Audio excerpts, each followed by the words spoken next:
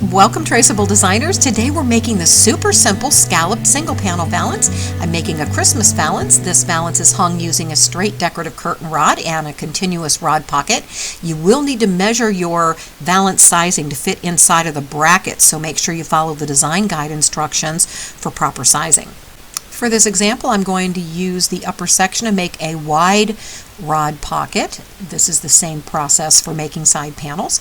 So you want to make sure that you use the proper sizing line, or if you're doing the custom sizing, you align that properly. So we position the fusible backing along the lined fabric positioning marker with the glue side facing down. You don't want to extend that paper beyond your edges, so trim that if needed. Use a dry iron with a sweeping motion to fuse your backing down. That would be a medium-high heat. Once that's completely cooled, just peel off your paper and reserve that for adding your trim. Next, you'll cut a piece of lining very straight across the top edge and align that across the glue to cover that, and then fuse down your lining, making sure your lining does extend beyond all edges so that you go beyond your base fabric. Now we're going to pin this fabric section. Make sure to line up your lining evenly so that your valance is straight. Position your proper sizing line along the folded fabric edge and again across your lined fabric area. Then just simply trace around the design form edge along the bottom and ending at the folded edge. Then you'll lower your fabric section, trace across the top of the design form and down the side to mark off your rod pocket area. You need that nice and straight for making your rod hanging pocket. Then you're just going to follow the trace line to cut out your valance. Make sure it's a nice clean edge when you cut around the edges, and then up the rod pocket section and across the top. To make your rod hanging pocket, you'll use the fusible backing again. We'll cut about 1.5 inch strips to fuse across the top. So we'll fold the fabric section over the unlined fabric section to meet the lining top edge, leaving a little space there.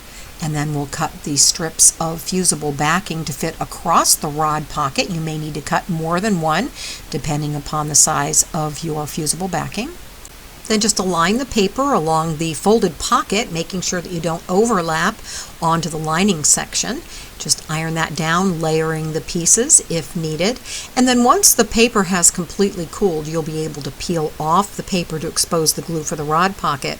Then you're going to fold that over the lined section. So you'll fold the glue over the lined section and then fuse the pocket down.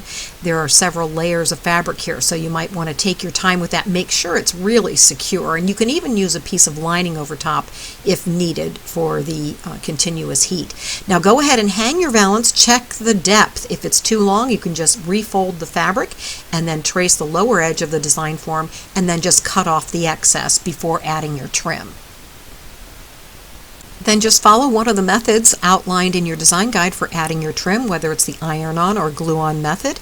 And then once that's finished, you will just slip your rod through the rod pocket and hang your beautiful new single panel valance.